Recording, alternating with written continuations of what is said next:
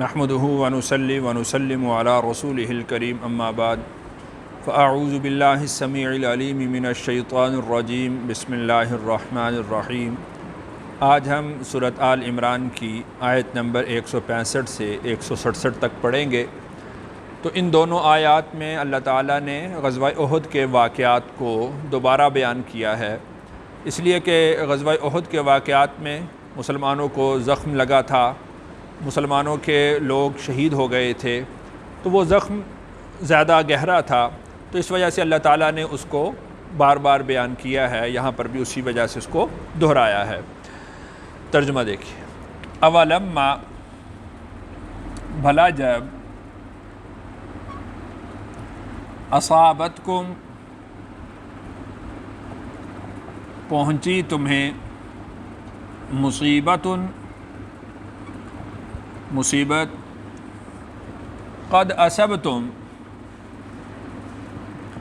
تحقیق تم پہنچا چکے ہو، مثلیہا، اس سے دو گنا، قلتم، تم نے کہا، انا، کہاں سے،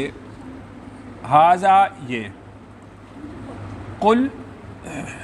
آپ کہہ دیں، ہوا، وہ، من عند انفسکم، تمہاری طرف سے ہی ہے،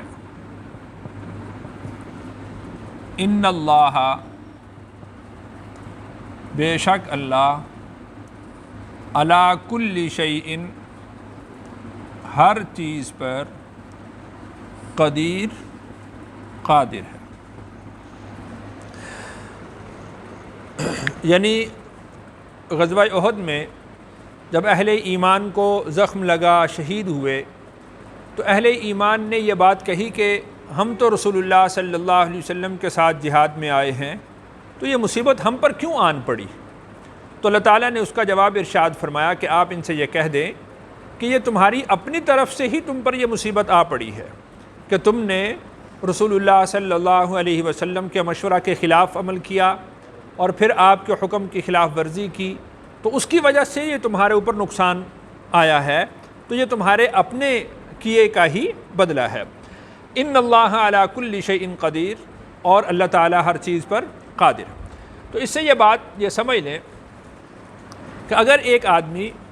نیک کام کے اندر جتا ہوا ہو، نیک کام میں لگا ہوا ہو، تو نیک کام میں لگنے کے باوجود بھی اس پر مصیبتیں آ سکتی ہیں، اس پر آفتیں آ سکتی ہیں، اس پر آزمائش آ سکتی ہے۔ ایسا نہیں ہے کہ اگر کوئی آدمی کسی نیک کام میں لگا ہوا ہے تو اس پر آزمائش نہیں آئے گی، اس پر مصیبت نہیں آئے گی، تو اس بات کو یہ سمجھ لینا چاہیے۔ یعنی مصائب کا آنا یہ کوئی اللہ کے ولی ہونے کے خلاف چیز نہیں ہے، بلکہ رسول اکرم صلی اللہ علیہ وسلم نے ارشاد فرمایا کہ سب سے زیادہ آزمائش اور ابتلا وہ تو انبیاء کو دی جاتی ہے، اور پھر جو انبیاء کی مثل ہوتے ہیں ان کو دی جاتی ہے، پھر جو ان کی مثل ہوتے ہیں ان کو دی جاتی ہے۔ تو آزمائشیں اور مصیبتیں وہ اللہ کے مقرب بندوں پر آ جاتی ہیں۔ وما اصابکم،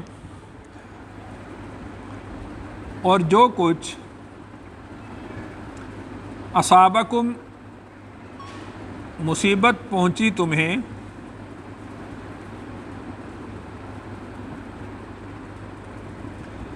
یوم، اس دن، التقى الجمعان، جس دن لڑی دو فوجیں، فبإذن اللہ، تو اللہ کی اذن سے، اللہ کی اجازت سے، وَلِيَعْلَمَ الْمُؤْمِنِينَ، اور تاکہ اللہ ایمان والوں کو جانچ لیں۔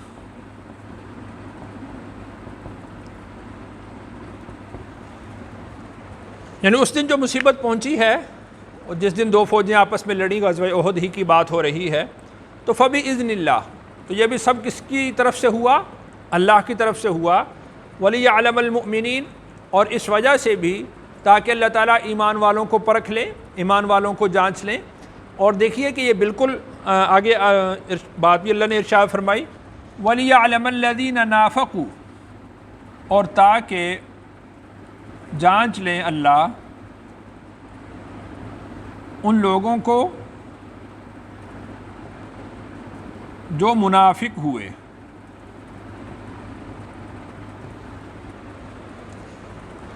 تو مصیبت اور آزمائش کے وقت اپنے اور پرائی کی تفریق ہو جاتی ہے۔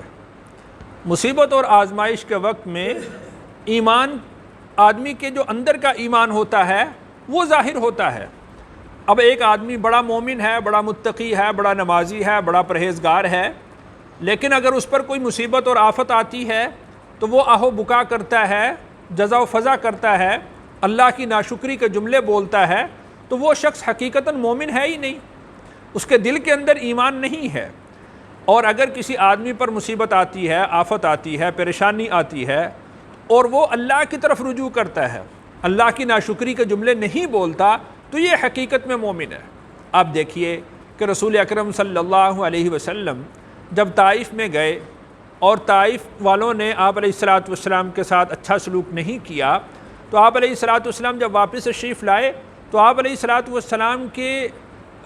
زبان مبارک پر کوئی شکوہ نہیں تھا، بلکہ رسول اللہ صلی اللہ علیہ وسلم نے جو اللہ تعالیٰ سے دعا کی وہ یہ تھی کہ اے اللہ، میں اپنی قوت کا، اپنی کمزوری کا اظہار آپ کے سامنے کرتا ہوں، میں اپنی کمزوری کا اظہار آپ کے سامنے کرتا ہوں۔ یعنی کوئی شکوہ نہیں ہے، کوئی شکایت نہیں ہے، اور یہ فرمایا کہ اے اللہ، میں اسی بات کا شکوہ کرتا ہوں کہ میں کمزور ہوں۔ تو اپنی طرف بات کو منسوب کیا ہے، اللہ کی طرف یہ بات منسوب نہیں کی۔ تو اس لیے اگر آدمی پر مصیبت آتی ہے، پریشانی آتی ہے، اور یہی بندے کے بندے ہونے کی دلیل ہے کہ اس پر مصیبت آتی ہے، اس پر پریشانی آ جاتی ہے۔ اگر اس پر مصیبت نہ آئے، پریشانی نہ آئے، تو پھر یہ بندگی کے ہی خلاف ہے، تو اس لیے یہ آتی رہتی ہے مصیبت۔ تو اللہ تعالیٰ نے اہل ایمان کو اور اہل نفاق کو جانچ لیا۔ اللہ تعالیٰ ہر چیز پر قادر بھی ہیں، اللہ ہر چیز کو جانتے بھی ہیں، تو جو دنیا کا اصول ہے اس اصول کے مطابق اللہ جاننا چاہتے تھے تاکہ ہر ایک پر یہ بات واضح ہو جائے، اپنا اور پرایا نکھر کر سامنے آ جائے، کھرا کھوٹا بالکل الگ الگ ہو جائے۔ اب دیکھ لیجئے کہ غزوہ احد میں جو عبداللہ بن ابی منافقوں کا سردار تھا، وہ 300 لوگوں کو لے کر واپس ہو گیا، ان کا نفاق بالکل ظاہر ہو گیا کہ یہ منافق ہیں۔ تو اس لیے اللہ تعالیٰ اہل ایمان کو اور اہل نفاق کو جانچنا چاہتے تھے۔ وقیل لہم، اور کہا گیا ان سے، تعالوا، آؤ، قاتلوا، قتال کرو، فی سبیل اللہ، اللہ کی راہ میں، او ادفعوا، یا دور کرو۔ دیکھیے کہ جب یہ عبداللہ بن ابی اپنے 300 لوگوں کو لے کر واپس ہو رہا تھا تو ان سے یہ بات کہی گئی کہ تم واپس کیوں ہوتے ہو؟ آؤ اللہ کی راہ میں جہاد کرو، اور اگر بالفرض تم جہاد نہیں کر سکتے تو ہماری نفری تو بڑھا سکتے ہو نا، دشمن پر اسی وجہ سے روب پڑ جائے گا کہ ان کی اتنی تعداد ہے،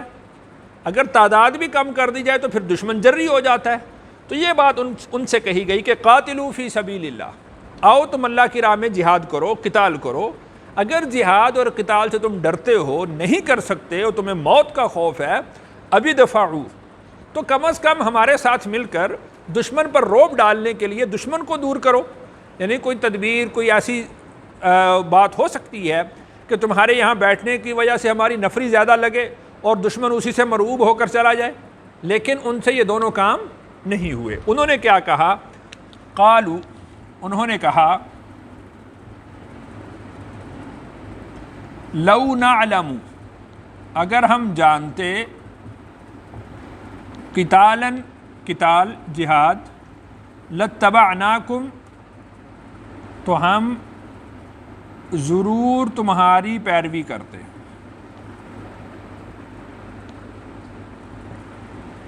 ہم للکفر، وہ کفر کے، یومئذ، اس دن، اقرب، زیادہ قریب تھے منہم للایمان ان کے ایمان سے، تو اس دن ان کا کفر کھل کر سامنے ہو گیا، تو اس دن وہ کفر کے زیادہ قریب نظر آئے بنسبت ایمان کے، یعنی ان کی جو راہ تھی وہ کافروں کی راہ تھی، ان کی روش کافروں کی روش تھی، اگرچہ وہ اپنی زبان سے ایماندار ہونے کا، مومن ہونے کا دعویٰ کر رہے تھے، لیکن ان کا عمل اس بات کو ظاہر کر رہا تھا کہ یہ ایمان والے نہیں ہیں۔ ایک ہے انسان کا قول اور دوسرا ہے انسان کا فعل، تو انسان کا فعل اگر اس کے قول کی تصدیق کرے تو پھر تو وہ سچا ہوگا، لیکن اگر اس کا قول کچھ ہے اور اس کا فعل کچھ ہے تو وہ شخص سچا نہیں ہے، وہ جھوٹا ہے، وہ اپنے ایمان کے دعوے کے اندر جھوٹا ہے۔ تو اس دن وہ لوگ کفر کے زیادہ قریب تھے بنسبت ایمان کے۔ تو جیسا کہ میں نے پہلے عرض کیا تھا کہ اہل نفاق ذو معنی الفاظ استعمال کرتے ہیں، ایسے جملے استعمال کرتے ہیں کہ جس کے دو معنی نکلتے ہوں۔ اب یہاں پر جو بات انہوں نے کہی کہ اگر ہم جانتے قتال تو ہم تمہاری پیروی کرتے، تو یہ بھی انہوں نے ذو معنی بات کی کہ اب تم لوگ جو جا رہے ہو آگے قتال تو ہوگا نہیں، بس تمہارا آنا جانا چکر لگے گا، اگر حقیقت میں کوئی قتال ہوتا، لڑائی ہوتی تو ہم تمہارے ساتھ چلتے، اب یہاں تک قتال ہوگا نہیں، ہمارے جانے کی ضرورت نہیں ہے۔ اور دوسری بات یہ کہ جو تم جا رہے ہو اور یہ کوئی قتال تو ہے نہیں کہ جس میں کوئی فائدہ ہو، کوئی ثواب ملے، تو اب تمہارے ساتھ جانے سے ہمیں کیا فائدہ ہوگا، تو لہٰذا ہم تمہارے ساتھ جانے کے لیے تیار نہیں ہے۔ تو یہاں پر بھی انہوں نے ذو معنی جملہ استعمال کیا۔ آگے اللہ نے ارشاد فرمایا یقولون، وہ کہتے ہیں، بِأَفْوَاهِهِمْ اپنے منہوں سے، ما لیسا جو نہیں ہے، فی قلوبہم ان کے دلوں میں، واللہ اور اللہ، اعلم زیادہ جانتے ہیں، بما یکتمون جو وہ چھپاتے ہیں۔ یعنی اللہ تعالیٰ نے یہ بات ارشاد فرمائی نا کہ وہ اپنے منہوں سے ایسی بات کہتے ہیں جو ان کے دلوں میں نہیں، وہ اللہ نے اس لیے ارشاد فرمائی کہ اللہ تعالیٰ اس چیز کو زیادہ جانتے ہیں جو وہ چھپا رہے ہیں۔ اب ان کے دلوں کے اندر کیا تھا جو چھپا رہے تھے؟ وہ یہ تھا کہ وہ دراصل جہاد سے ڈرتے تھے، ایمان تھا نہیں، نفاق ان کے دلوں کے اندر بھرا ہوا تھا، منافق تھے، تو وہ جہاد میں جانے سے ڈرتے تھے، موت سے ڈرتے تھے، تو اپنے نفاق کو چھپانے کے لیے انہوں نے اس طرح کے جملے بولے، جس کو اللہ تعالیٰ نے یہاں پر بیان فرما دیا کہ ہم للکفر یومئذ اقرب منہم للایمان۔ اللہ تعالیٰ سے دعا ہے اللہ تعالیٰ مجھے اور آپ کو ایمان کامل نصیب فرمائے۔